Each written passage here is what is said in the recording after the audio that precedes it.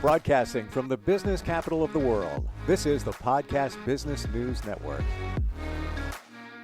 And welcome back, everybody. Love every time we get together with her. Sometimes she brings some company to the party, and she is somebody that helps people move their lives forward by way of coaching them to success. And she's worked with many different individuals, from executives to attorneys, which is previous life of hers, to just individuals that just want to up their game. And we got company today. Good thing we cleaned up the place. Margaret Enloe is back with us. Hey, Margaret, how you doing?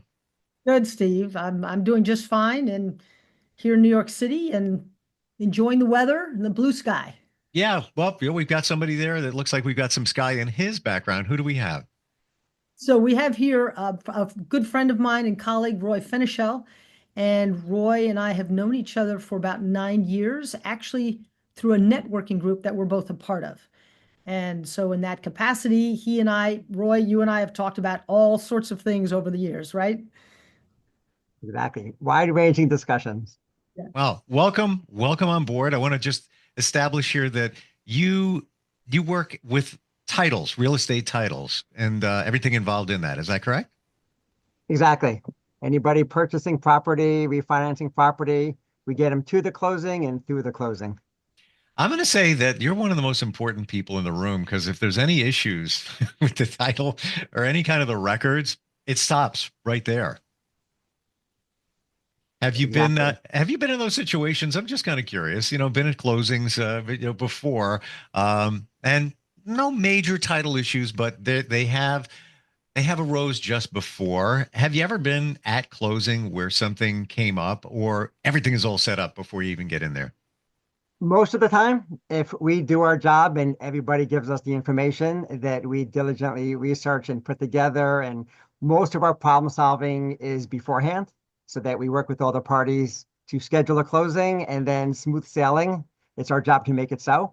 But sometimes there's something that either wasn't disclosed to us or something happens that we get notice of, and then we have to resolve that and step right in. And we're happy to do it.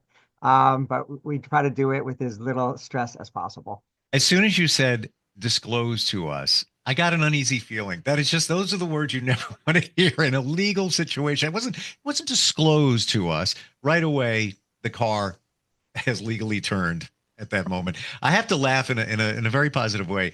In your name on this Zoom, it says title is vital. And that says it all. That's what we're talking about here.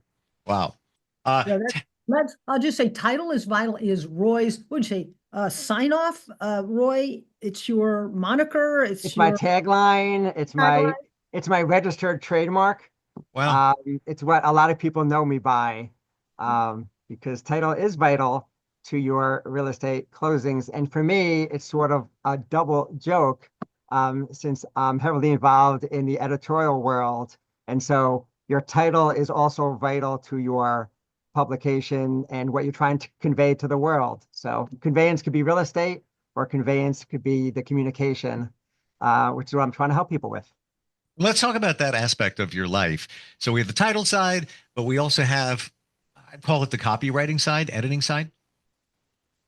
Exactly. It's my job to take somebody's words and really help them convey to the world what they want to be conveying to the world.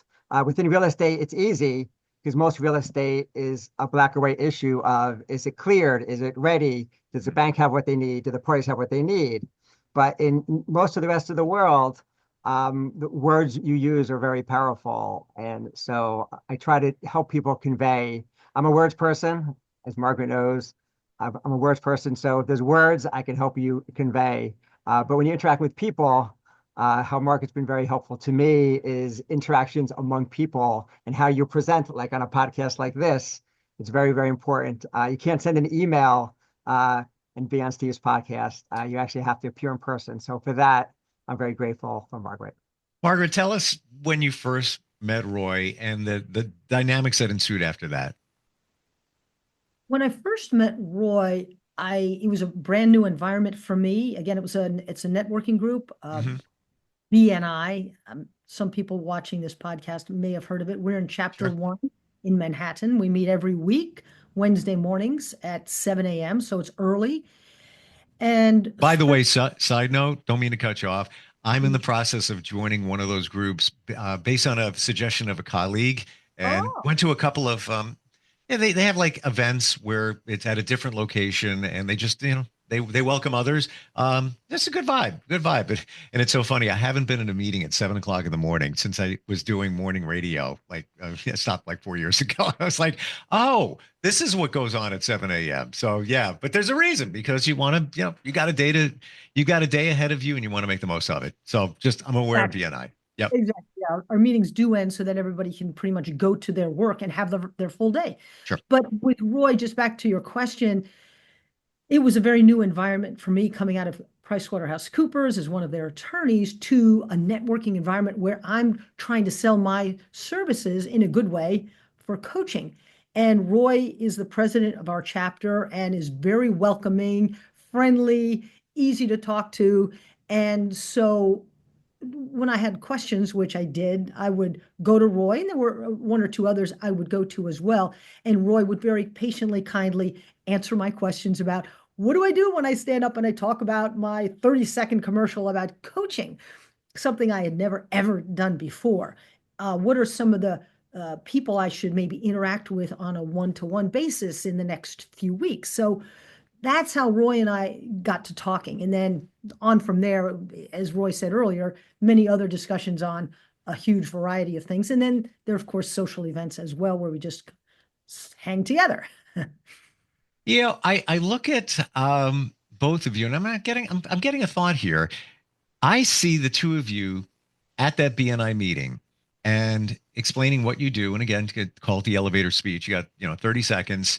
And I'm wondering, based on your tagline there, Roy, I got to believe that when you have the opportunity to address people, you probably end every moment, like call it 30 seconds or whatever it might be, and say, and by the way, everybody, title is vital. Am I right in saying that? Do you roll with that almost every time? Great question.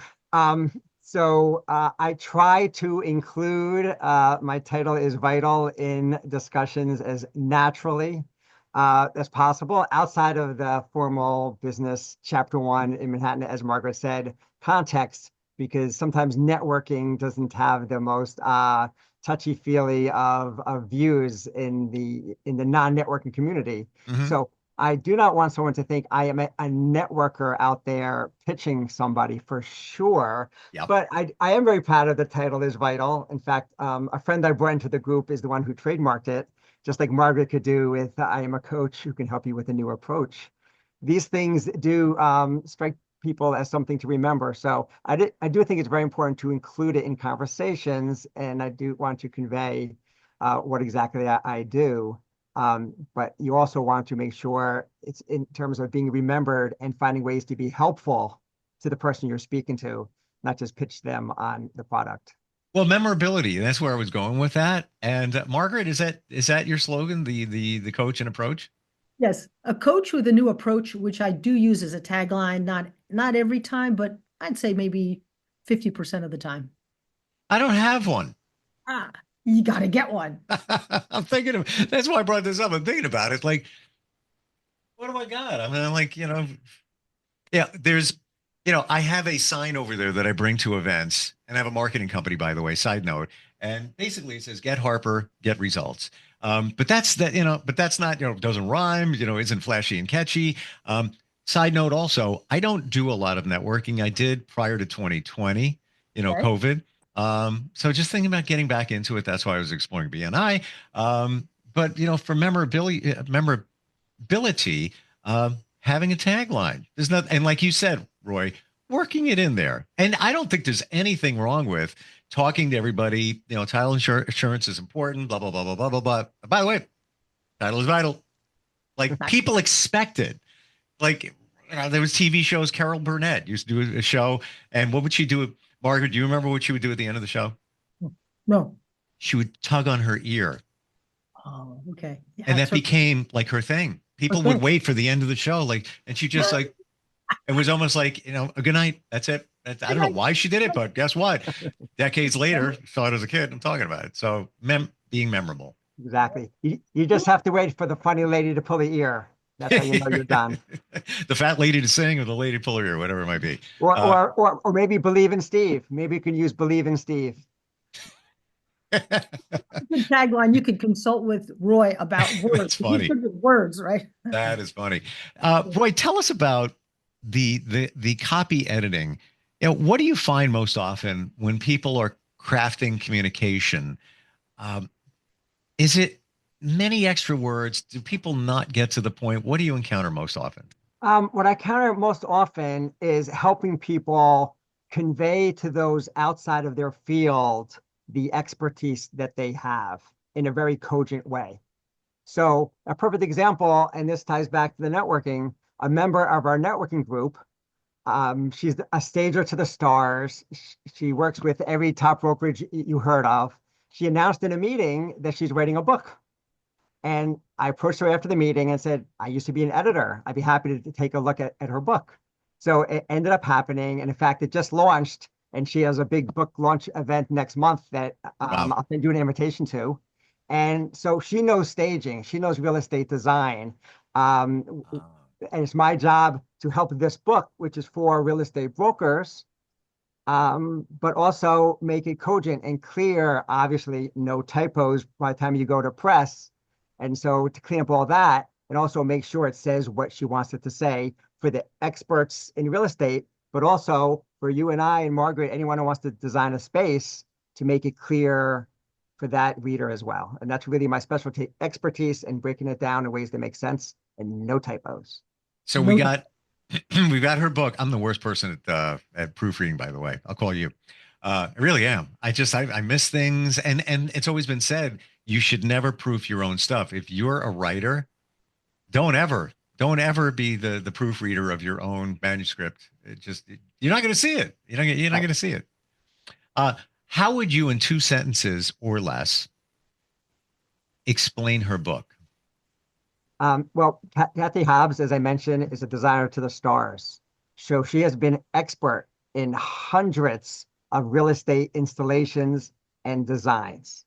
So this book is all of her curated pictures of her installations and descriptions of her thought processes, whether it's do's and don'ts or specialized tips. So it's a really beautiful piece of art that really conveys how she goes about staging. So any one of us could use this as an educational to-do guide and either do our own staging if we want to do it personally, or if you want an expert, obviously you can bring her in.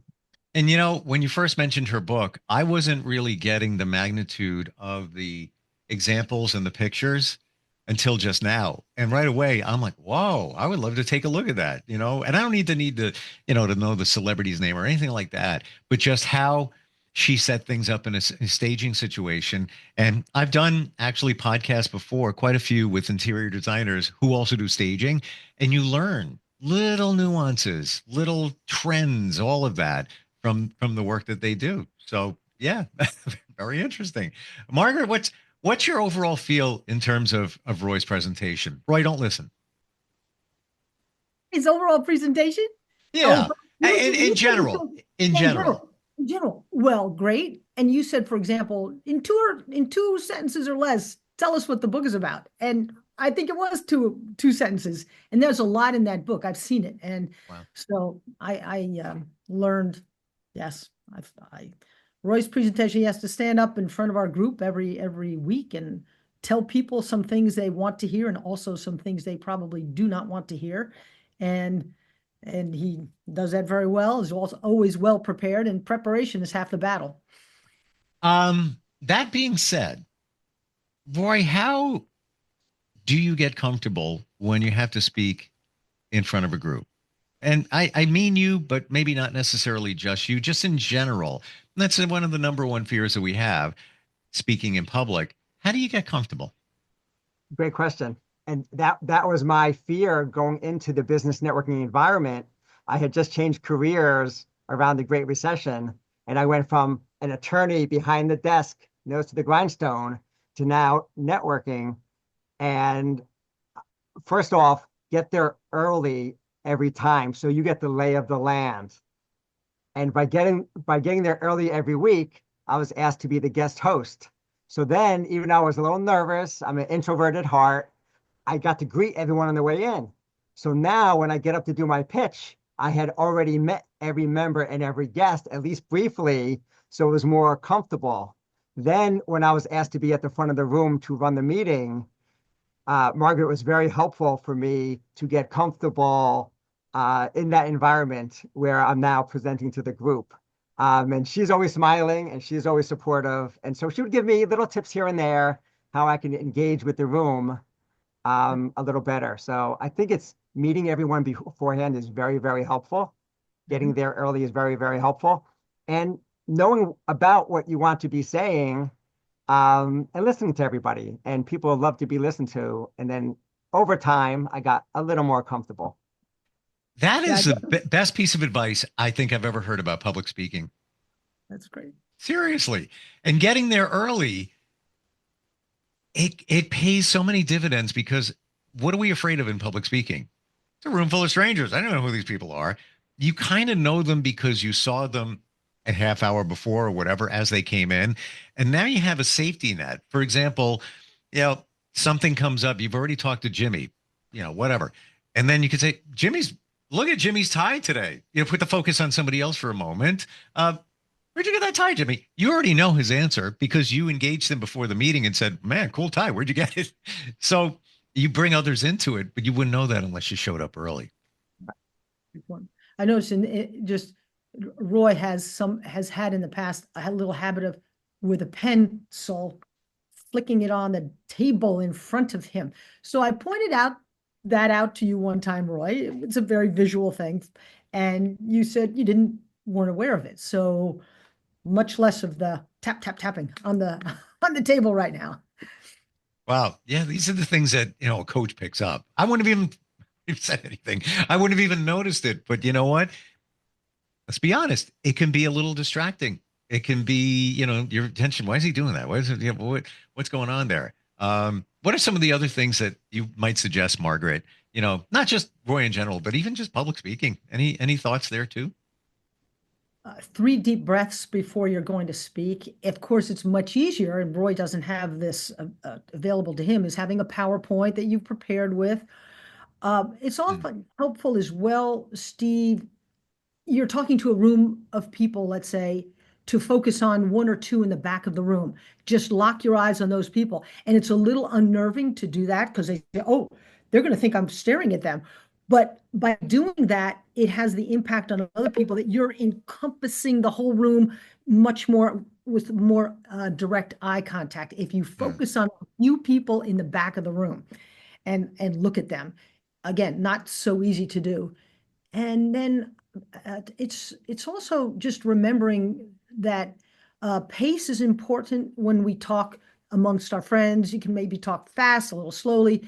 In a presentation, you want to make sure they're hearing the words that you say at a pace that they can pick up on. And sometimes, let's say if you're talking with a room full of lawyers tend to talk a little more quickly. And my sister's always telling me I talk too fast.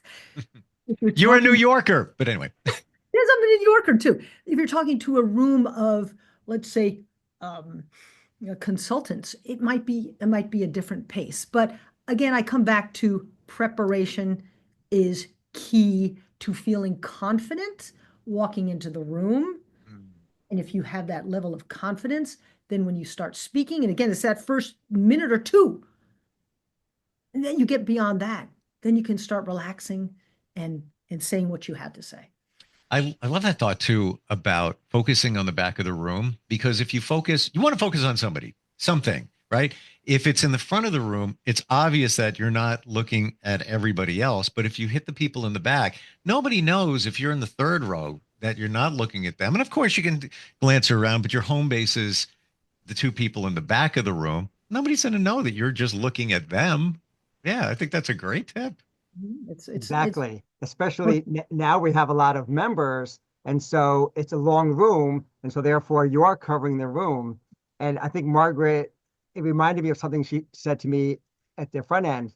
Being engaging is so important when you're speaking, almost as much as what you're saying. I'm an editor, so it's all about the words. and the reader is reading at their own pace. But when Margaret told me to make sure I'm engaging, look at her, look at somebody else, the engaging is a big difference between the written word, which I'm very comfortable with. It's just about the words, and being a more powerful speaker in front of the room, which has really helped me engage, not just with the content of what I'm saying, but making sure I'm engaging with the actual real life people, just like here on the Zoom, to make sure I'm focusing. Don't they do at BNI I don't know what it's called, but you have to visit a business or few of other members, and then you need to deliver what they're all about. Do they do that in that chapter? Not Like for example, you may be assigned to visit Margaret's business, or just meet with her and find out what she does, and then you, Roy, would do her commercial. That's what they told me at this other chapter, and actually, the colleague that I mentioned, they called him up. It's like, all right, Jimmy's got a moving and storage company. I don't know who Jimmy is, but anyway, and he had to talk about him, and perfectly delivered as if he knew this person all of his life. But he went there and did the research, like you said, preparation is everything. He probably delivered it better than the man could himself. It was a kind of a cool experience. I think that's a great idea. We used to do a hot seat where somebody would be randomly chosen to give someone else's commercial, or to do it like a holiday party thing. One year we did, everybody was assigned secretly another person's commercial. So we had an employment lawyer named Davida, and I also write poetry. So I did hers in rhyme. And obviously it was a lot of fun. But you make a good point. We often can give someone else's commercial better because we know how they're coming off better than they do. Just like you were saying about editing your own work. I fall in love with what I write. And so we all, we all need editing. And I think that's a great idea to learn how to give. And because part of the whole networking thing is you have to get good at pitching other people. That's the whole point of it. And so I think we may bring that feature back. I think it's a great idea. Maybe that's what it is. Maybe it was the hot seat. I wasn't paying total attention, to be honest with you, because I was new there and I was, reading the room, talking to people. I don't even eat when I go to these events because I want to focus on everything that's happening. Cup of coffee is okay. Yeah, fascinating talking about this today with both of you. We had no idea the direction we were going in. We went everywhere from editing to taglines to even public speaking. You never know. Just in the editing issue, Roy, you do work as well with lawyers, correct? Correct. Just tell us a little bit about that. What you do, how you help lawyers out with your editing. Yeah, absolutely. It kind of combines my two prior careers, editorial and legal. So attorneys who know I'm a wordsmith, they'll often come to me and have me review their legal briefs or some argument they're making before the court, because I'm both a lawyer and I could be a third-party objective. I'm not steeped in it as they are, because the whole point in the legal world is that judge, or usually the clerk of the judge, is spending a very little time reading these papers. And so you really have to get to the point and make the right arguments, but not leave out any detail. And that's sort of my editorial strength, of taking something that's being made and really honing in to what's the salient points. And so I enjoy doing it. I think it's very helpful for them as well. So I've been able to combine two avocations into something that's really what really drew me to the law in the first place, of the power of using words to really fight for something, to advocate for something. So I feel like the more I could do that, the better the communities that I'm in are. And I think lawyers could be a respected profession instead of a besmirched. Well, it's interesting. I just had this conversation with an attorney, and I'm fully transparent, not even more than 30 minutes ago, about the judge's attention span. And you have to get to the point. KISS, keep it simple, stupid. And that is fantastic. What your expertise there, because you have, or the clerk, and the clerk a lot of times doing more than the judge. No disrespect, but it kind of turns out that way, because they're managing everybody, moving them through. But yeah, it's so true. Just, they don't understand everything. You need to make them understand it in as short as time possible. Isn't it interesting that here we are 2025, all this technology, everything we got going on, we've advanced so much, and it just comes back to the same thing. Words. Words. Yeah, words. Isn't it amazing that it still comes back to the same thing? And everything we do, whether it's social media, whatever, technology is always connected to words. They're so powerful. You've picked the right ones. You made such an impression. Exactly.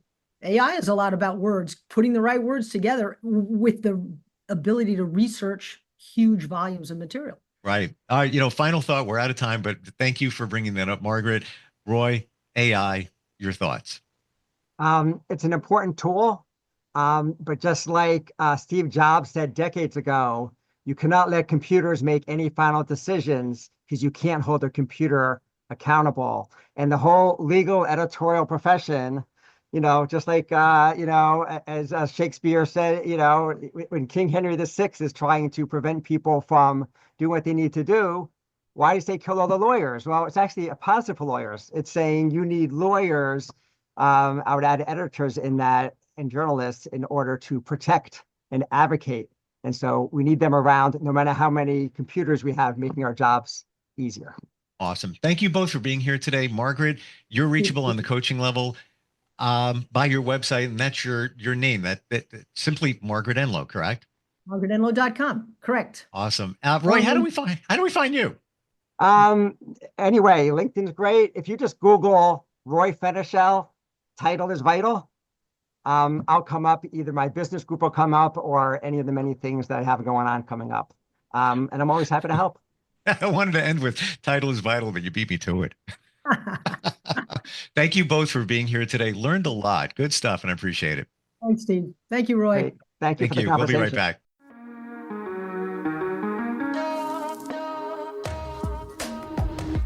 Broadcasting from the business capital of the world, this is the Podcast Business News Network.